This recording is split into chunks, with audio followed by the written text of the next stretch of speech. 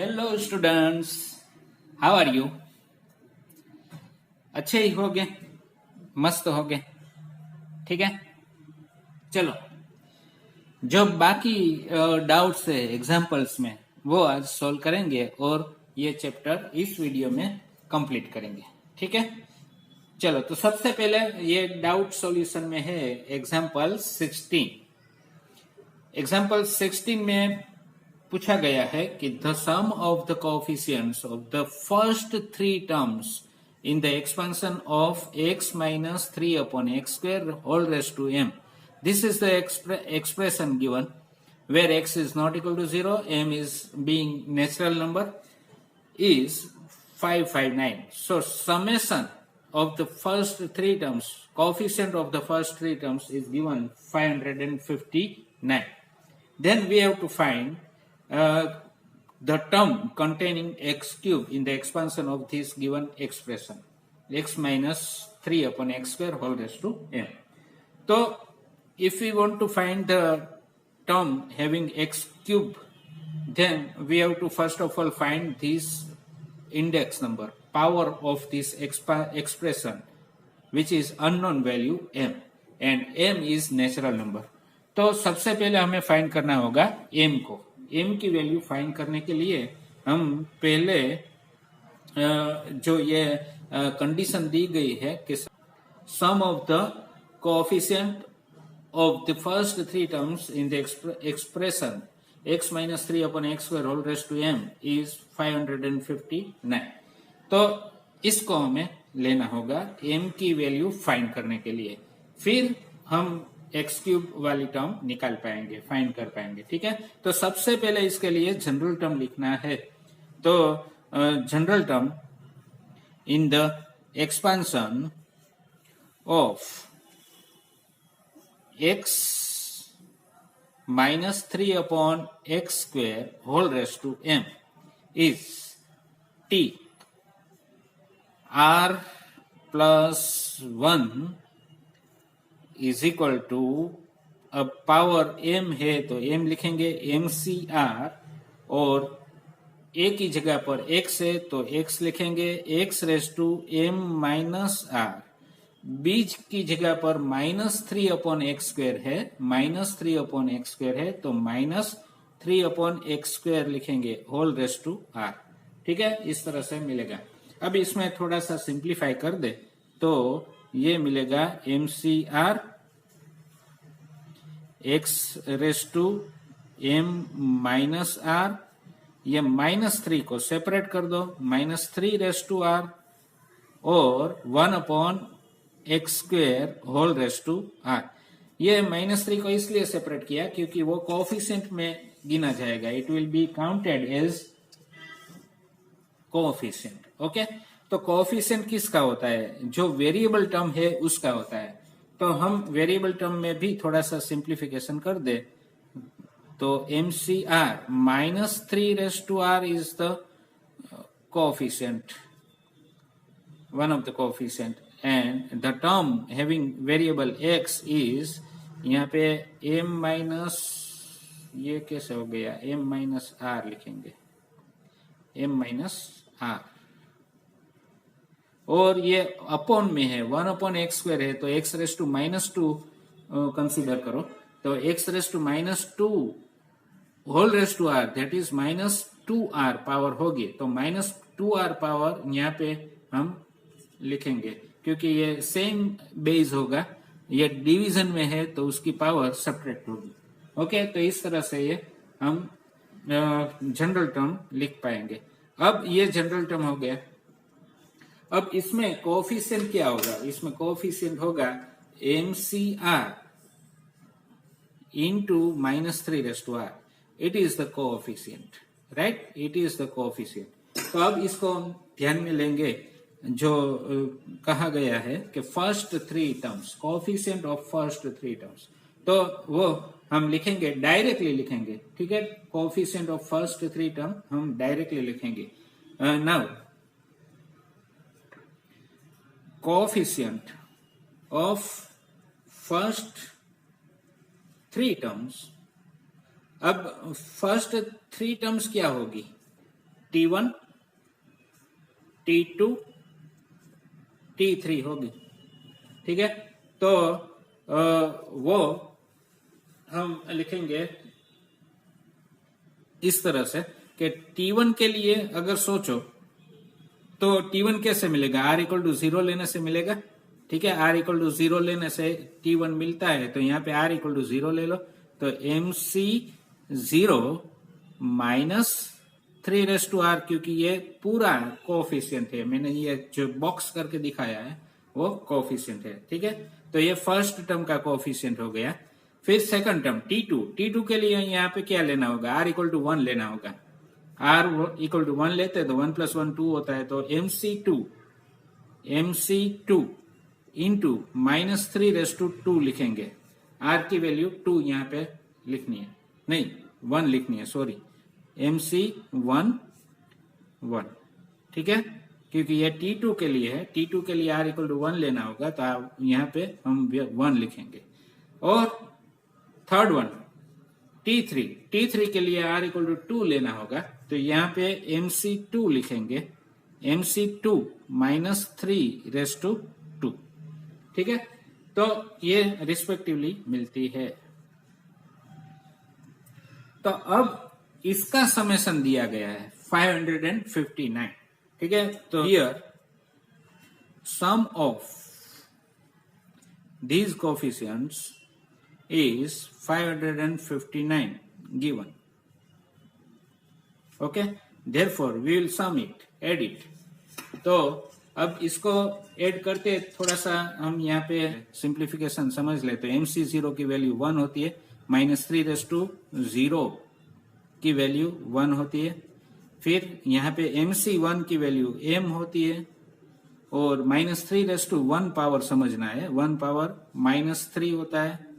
यहाँ पे MC2 मतलब m से शुरू करके डिसेंडिंग ऑर्डर में 2 factor, m into m-1 upon 2 into 1 और into -3² that is 9।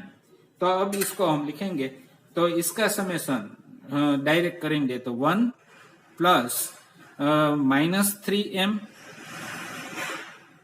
Plus 9m, ये 9m into m-1 whole upon 2 is equal to 559 होगा। अब इसको सिंप्लीफाई करो, 2 LCM लो, 2 LCM और इसको सिंप्लीफाई करो, तो 2 LCM 2 1 2, ये माइनस प्लस तो माइनस हो जाएगा, 2 3 6 -6m। ठीक है, plus 9m into m 9m² minus 9m into -1 9m minus होगा, ये माइनस होगा, -1 हो के साथ मल्टीप्लीकेशन होने के बाद। अब ये 2 LCM है, राइट साइड में भी अप्लाई कर दो, तो 9 2 18 1 2 5 10 प्लस 1 11 1 2 5 10 प्लस 1 11 1118 मिला। अब इस इक्वेशन को हम आगे बढ़ाते हैं, तो इस इक्वेशन में 9m² पहले लिखते हैं, फिर -6m -9m that is -15m, फिर 2 -1118, तो 2 माइनस होता है तो 1116 होगा इक्वल टू 0। ओके, तो ये इक्वेशन क्वाड्रेटिक इक्वेशन मिल गया। अब इसको सोल्व करेंगे स्प्लिट टर्म मेथड से।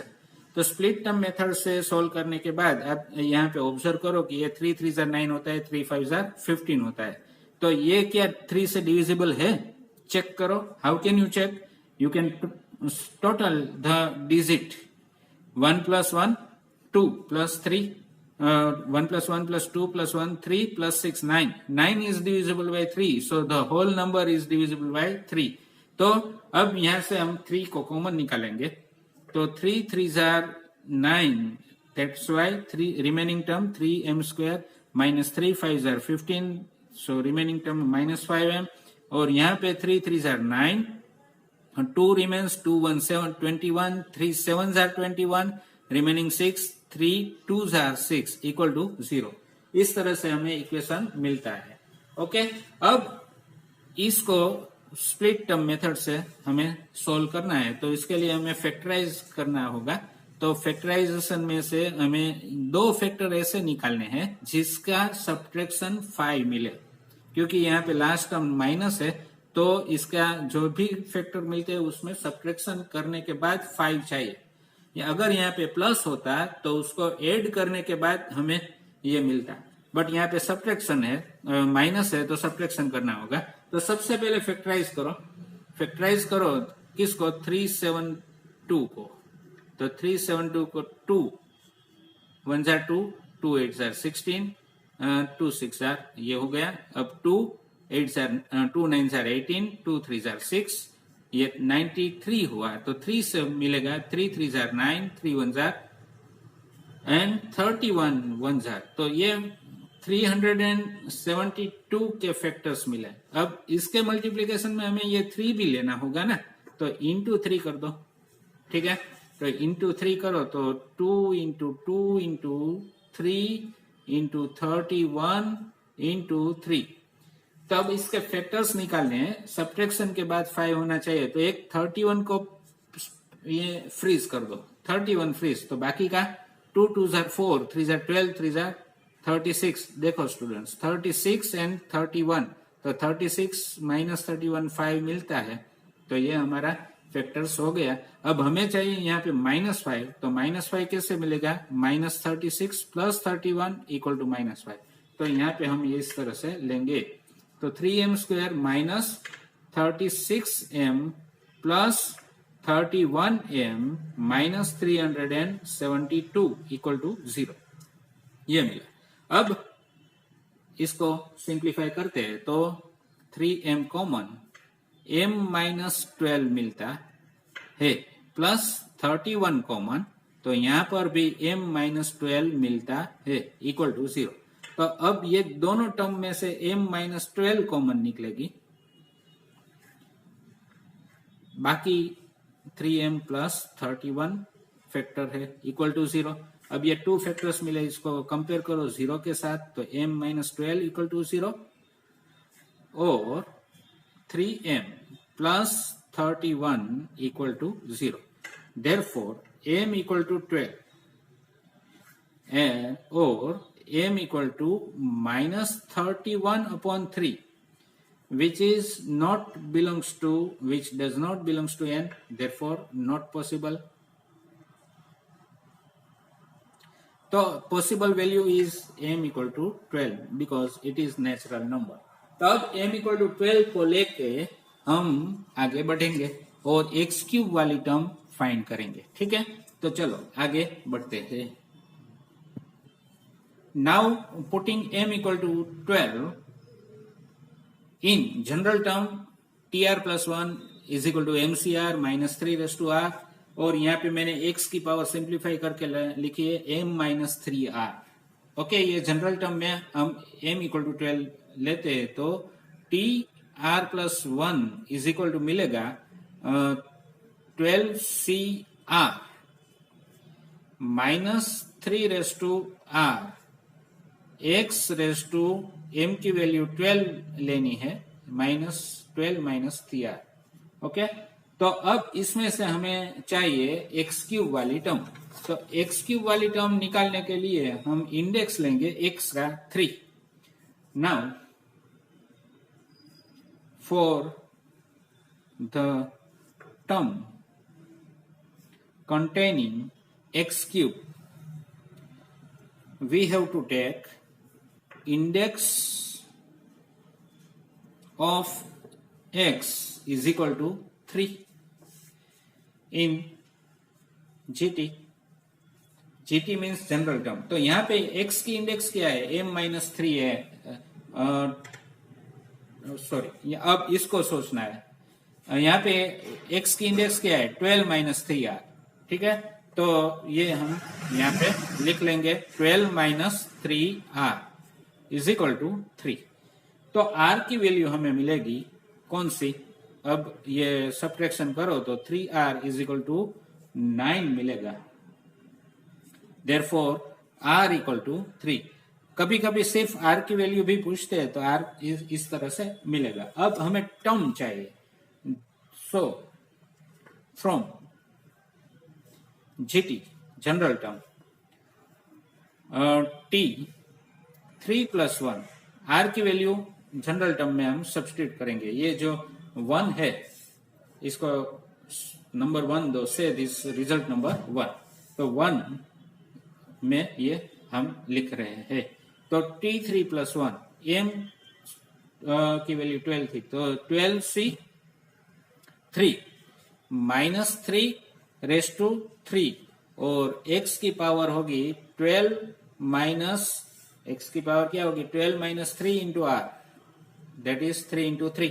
तो ये 3 3 9, 12 - 9 इज 3, तो x³ वाली टर्म मिल गई ना। तो अब इसको हम सिंप्लीफाई करेंगे, तो 12c3 इज 12 इंटू 11 इंटू 10, 12 से शुरू करके डिसेंडिंग ऑर्डर में 3 factors upon 3 factorial, that is 3 into 2 into 1 into -3 तो नेगेटिव वैल्यू की ओड पावर नेगेटिव मिलती है, 3 3 9, 3 27 होगा और इंटू ये x³ होगा। और सिंप्लीफाई करो इसको तो हमें फाइनल टर्म जो रिक्वायर्ड है वो मिल जाएगी। तो 3 2 6, 2 12। अब क्या होगा, बस पूरा खत्म। तो 2 11 22, 22 10 220 इंटू 220 इंटू ये -27, तो -27 x³। तो -27 मल्टीप्लाई करो, -27 इंटू 0 0 -20, अब माइनस पहले लिख लेता हूं। तो 27 into 2 54, 5 carry, 27 2 again 54 plus 5 that is 59। तो ये है required term, T4 is required term. Okay, that's all. तो ये एग्जांपल 16 सॉल्व हो चुका है। बहुत ही सिंपल था, बट शायद टेक्स्ट बुक का सॉल्यूशन समझ में नहीं आया होगा, तो मैंने ये सिंपली सॉल्व करके दिखाया है। ठीक है, तो फिर से आपको खुद सॉल्व करेंगे अगर, तो शायद सॉल्व हो जाता, बट आप आगे से करोगे तो दिक्कत नहीं होगी। अब आगे सॉल्व करते हैं एग्जाम्पल 17।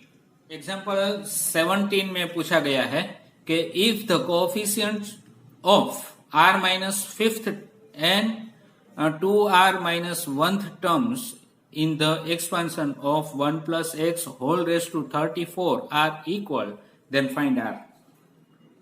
तो ये सम सॉल्व करने के लिए हम सबसे पहले जनरल टर्म लिखेंगे एज यूजुअल।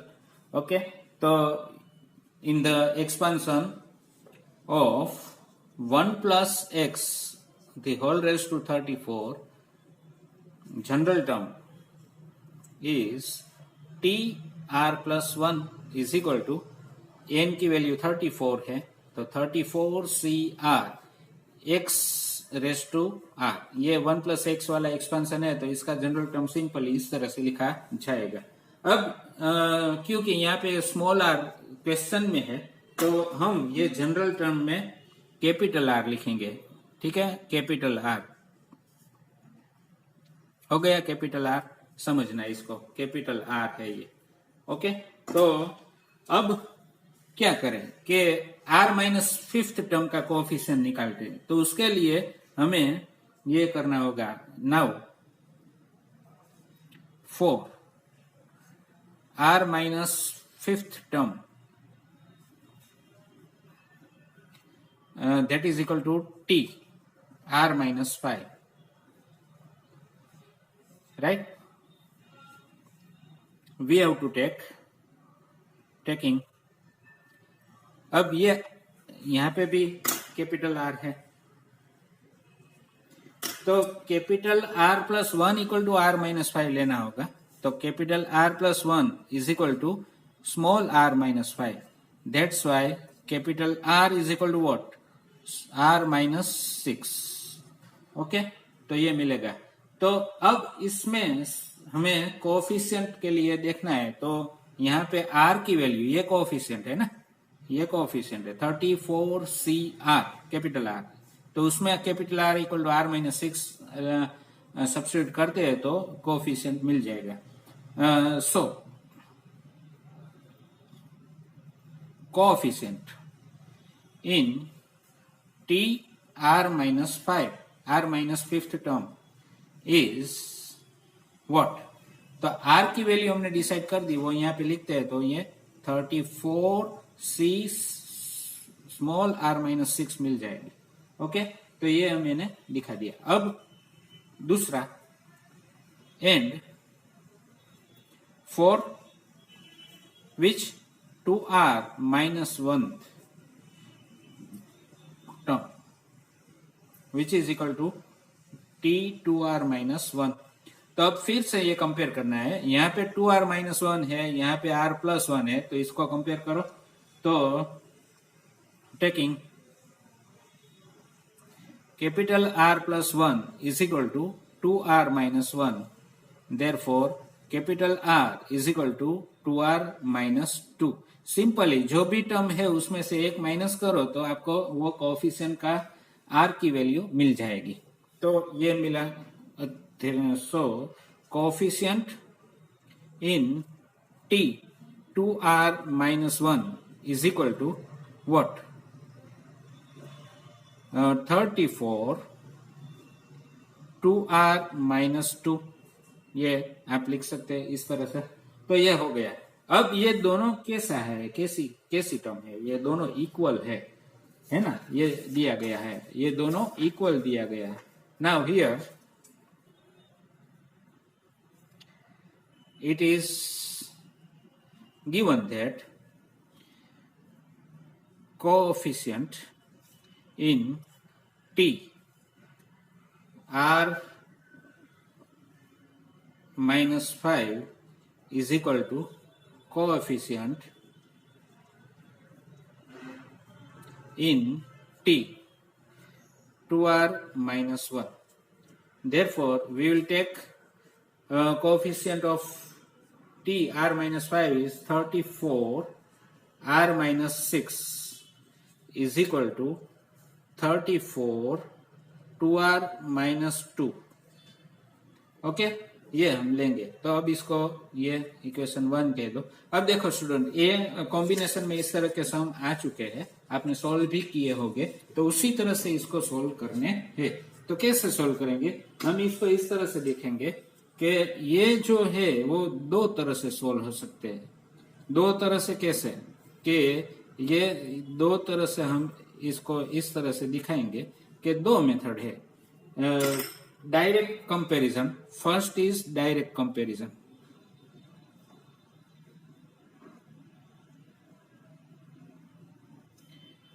ठीक है, तो डायरेक्ट कंपैरिजन अगर लेते हैं तो ये 34 तो इक्वल है। अब r माइनस 6 इक्वल टू होगा 2r माइनस 2। तो r की वैल्यू क्या मिलेगी, r की वैल्यू मिलेगी -4। तो ये तो नेचुरल नंबर नहीं है, so we can say that not possible. तो ये वैल्यू पॉसिबल नहीं है। ओके, तो अब दूसरा ऑप्शन लेना होगा। दूसरा ऑप्शन है थियरम वाला, बाय थियरम। तो थियरम क्या है, थियरम ऑफ कॉम्बिनेशन। थियरम है एनसी, यहाँ पे मैं कैपिटल R लिखूंगा ताकि समझ में आए, NCR NC N minus R। Okay, तो इसके द्वारा हम इसको सॉल्व करेंगे। तो ये कैसे सॉल्व होगा, तो यहाँ पे n इक्वल टू 34 है, तो taking n equal to 34 and r equal to हम लेंगे r माइनस 6। ठीक है, r माइनस 6 लेते हैं। तो अब आगे क्या होता है देखते हैं। तो according to theorem n equal to 34, r equal to हमने लिया है r माइनस 6 है, तो equal to n equal to 34, r equal to हमने लिया है r माइनस 6, तो 34 माइनस r माइनस 6 इस तरह से देखेंगे। ओके, तो क्या होगा अब आगे, 34 r minus 6 is equal to 34, ये 34 minus r minus minus plus 6, तो 40 हो जाएगा। तो 40 माइनस r ये मिलेगा। ओके, तो अब देखो स्टूडेंट, अब इसको यहाँ से हमें आर की वैल्यू फाइंड करनी है, तो यहाँ से आर की वैल्यू फाइंड करने के लिए हमने थियरम को अप्लाई किया है। तो थियरम के मुताबिक अब ये रिजल्ट नंबर 1 है और ये रिजल्ट नंबर 2 है, तो अब ये दोनों को कंपेयर करना है कि क्योंकि दोनों की वैल्यू किस तरह से है, 34CR-6 is equal to 34C2R-2, और यहाँ पे here 34R-6 is equal to 3440-R, 34C40-R। तो अब from result 1 and 2, now from 1 and 2 we can write 34 2R minus 2 is equal to 34 40 minus R। इस तरह से कंपेयर करेंगे। तो अब ये दोनों कंपेयर करो तो आपको मिलेगा 2R minus 2 is equal to 40 minus R। Okay, तो अब इसको सिंप्लीफाई करते हैं तो माइनस आर शिफ्ट होके यहाँ पे आएगा तो 2R प्लस आर 3R, और -2 शिफ्ट होके राइट साइड जाएगा तो 42 मिलेगा। Therefore R equal to 42 divide by 3 that is 14। तो R equal to 14 is the right answer, is required value. Okay, ये हो गया सोल्व एग्जाम्पल 17। चलो स्टूडेंट्स, अभी हमारे पास कुछ समय है तो एक और एग्जाम्पल आई थिंक 9 मैं समझाता हूँ। ये शॉर्टकट में दिखाता हूँ कैसे सोल्व करना है। एग्जाम्पल 9 शॉर्टकट में सोल्व करेंगे।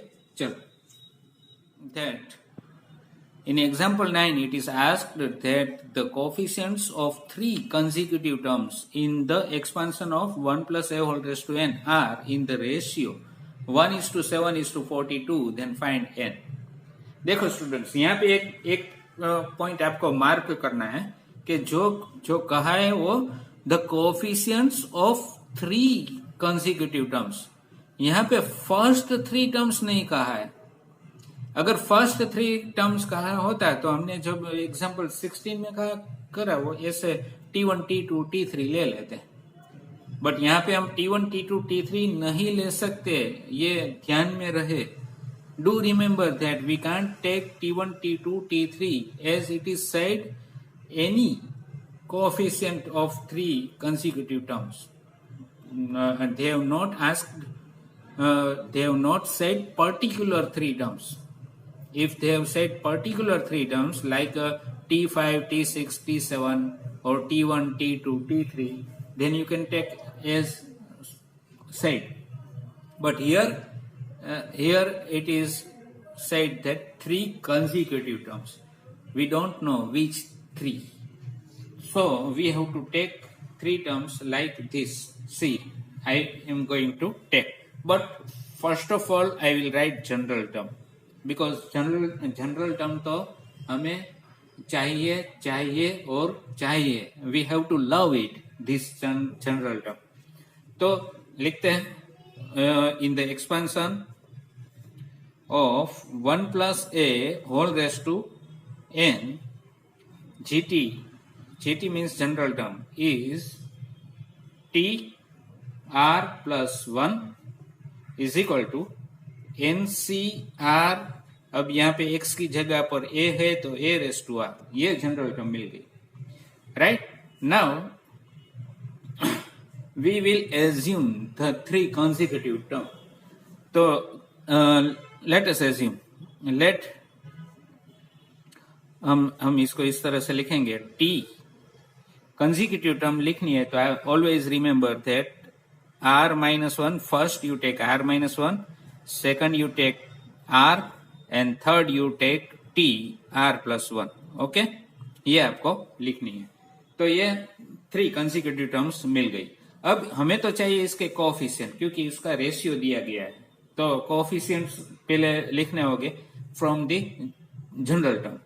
तो अब देखो स्टूडेंट, अभी हमने पिछले एग्जांपल में बताया था कि जो भी टर्म है उसमें से एक माइनस करके कोएफिशिएंट लेना है। हाँ, पर याद रहे कि उसमें इस तरह का एक्सपेंशन होना चाहिए, जो भी टर्म बाइनरी बाइनोमियल थ्योरम के एक्सप्रेशन में दी गई उसमें कोएफिशिएंट 1 ही होना चाहिए। तो यहाँ पे दो टर्म है, एक तो खुद 1 है और दूसरा a है और उसका कोएफिशिएंट यहाँ पे 1 है। अगर 2a होता तो यहाँ पे कोएफिशिएंट में 2r लेना पड़ता। ठीक है, तो यहाँ पे हमारा we are fortunate that here it is given only a, so a has only 1 as a coefficient. तो हम डायरेक्टली ये एनसीआर को ही कोएफिशिएंट कंसीडर करेंगे।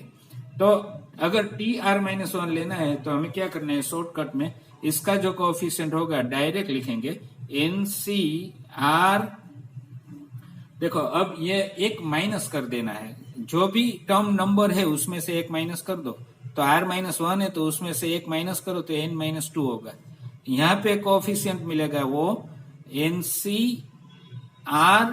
अब यहाँ पे माइनस करो तो r-1 और इसमें से r+1 है तो -1 करो तो r मिलेगा। ठीक है, तो ये कोएफिशिएंट है। तो r कोएफिशिएंट्स रिस्पेक्टिवली। अब हियर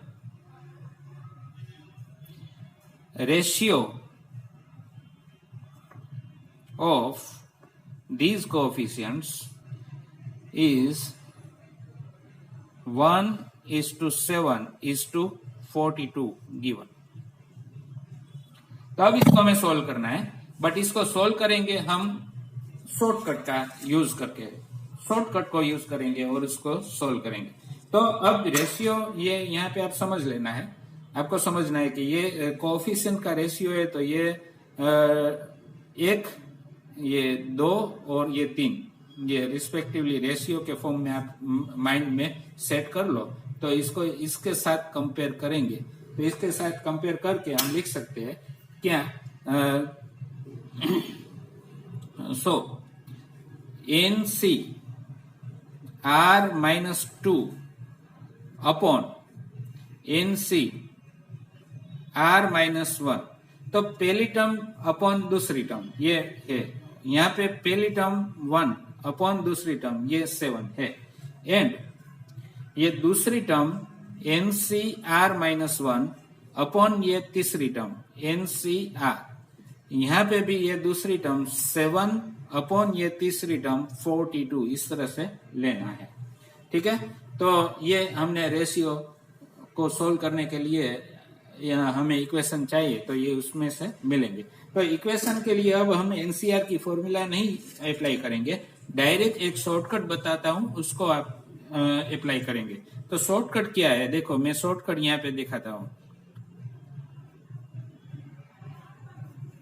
शॉर्टकट ये है कि अब इस तरह से रेशियो है एनसीआर अपॉन NCR-1, इस तरह से रेशियो है। तो आपको क्या करना है, इसको डायरेक्ट लिखना है। डायरेक्ट इसका सॉल्यूशन मिलेगा आपको, क्या मिलेगा कि अगर NCR में अपॉन NCR-1 दोनों n की वैल्यू सेम है n की वैल्यू सेम है और r की वैल्यू में 1 का डिफरेंस है, there is a difference of 1 only. तो आप क्या करेंगे, जो डिनोमिनेटर में यहाँ पे जो कम वैल्यू वाला टर्म है, r की वैल्यू में जो लेस देन है 1, वो वैल्यू वाली टर्म है, उसको सब्ट्रैक्ट करके n में से आप यहाँ पे न्यूमरेटर में लिखो n-r-1 अपॉन ये जो बड़ी r की वैल्यू है वो सिर्फ r की वैल्यू लिखो। ठीक है, तो इस तरह से आपको देखना है, ये जो बड़ी वैल्यू है r की वो आपको यहाँ पे डिनोमिनेटर में लिखना है और ये जो पूरी टर्म है उसका सब्ट्रैक्शन आपको यहाँ पे लिखना है। ओके, तो ये आपको समझ में आ गया होगा। ये शॉर्टकट का यूज करके, इस उपयोग करके हम यहाँ पे ये कैलकुलेट करेंगे। तो let us solve by using this shortcut here. Here you can see that NCR-2 upon NCR-1। See students, यहाँ पे n की वैल्यू तो इक्वल है, बट जो r की वैल्यू है उसमें भी 1 का डिफरेंस है, बट शॉर्टकट के हिसाब से ये बड़ी वैल्यू r-1 ऊपर होनी चाहिए और छोटी वैल्यू r-2 नीचे होनी चाहिए। ठीक है, यहाँ पे भी ऐसा ही है। देखो, छोटी वैल्यू r-1 ऊपर है, बड़ी वैल्यू r नीचे है, तो इसको अब रेसिप्रोकल करते हैं तो शॉर्टकट हम आसानी से इस अप्लाई कर पाएंगे। तो NC-r-1 ये इसमें रेसिप्रोकल कर देते हैं, NC-r-2। तो बड़ी वाली वैल्यू है r की, वो ऊपर हो गई, मिल गई, और छोटी वाली नीचे मिल गई। अब यहाँ पे भी रेसिप्रोकल होगा तो 7/1 लिखेंगे, एंड यहाँ पे भी NCr/NCr-1 लिखेंगे। तो इक्वल टू ये 7 1 जार 7 और 7 6 जार, तो 6/1 हो जाएगा। आपको याद रखना है 6/1। अब यहाँ पे हम ये लिखेंगे, क्या लिखना है, जो डिनोमिनेटर है उसमें n में से r, छोटी r की वैल्यू सब्ट्रैक्ट करनी है, और न्यूमरेटर का जो r की वैल्यू है वो ऐसे ही लिखनी है। तो ये हमें मिल गया शॉर्टकट। देखो, अब यहाँ पे फॉर्मूला फैक्टोरियल वाली यूज करके फिर डिस्ट्रीब्यूशन करके सिंप्लीफाई करते तो थोड़ा सा कैलकुलेशन लंबा हो जाता, टाइम कंज्यूमिंग हो जाता। यहाँ पे डायरेक्ट मिलता है, तो यहाँ पे क्या करेंगे, इसका सब्ट्रैक्शन करेंगे डिनोमिनेटर वाला n-r-1, क्योंकि ये छोटी वैल्यू है, r की छोटी वैल्यू यहाँ पे नीचे है तो उसको यहाँ पे दिखाते, और यहाँ पे r डायरेक्ट लिखना है 6। अब इसमें से आप सिंप्लीफाई करो तो इक्वेशन जनरेट होगा। तो n-r-2 is equal to r-1 7 से मल्टीप्लाई होता है तो ये मिलता है। अब इक्वेशन क्या हुआ, n ये शिफ्ट होके -7r, तो -8r प्लस 2 है, ये +7 हो जाएगा तो 9 मिलेगा, ये इक्वल टू 0। इक्वेशन नंबर 1 मिला। यहां से भी हम सिंप्लीफाई करते हैं तो n-r +1 is equal to 6 into r मिलेगा। तो n-7r प्लस 1, 6r शिफ्ट होता है लेफ्ट साइड तो -6r होता है, तो -7r बनता है, +1 तो है ही है, इक्वल टू 0। तो ये इक्वेशन नंबर 2 हुआ। अब ये दोनों को सोल्व करते हैं। अब now taking equation 1 minus equation 2, तो इक्वेशन 1 में से इक्वेशन 2 माइनस होता है तो n-n कैंसिल हो जाएगा, -8r प्लस 7r, तो -r मिलेगा, -r। ठीक है, और +9 में से 1 माइनस होता है तो +8 मिलेगा, इक्वल टू 0। तो r की वैल्यू जो हमें मिली वो 8 मिली।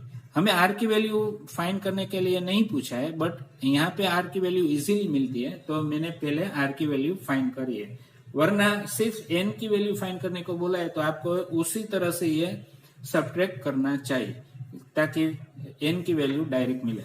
बट यहाँ पे r की वैल्यू इजीली मिलती थी तो मैंने उसको पहले फाइंड की।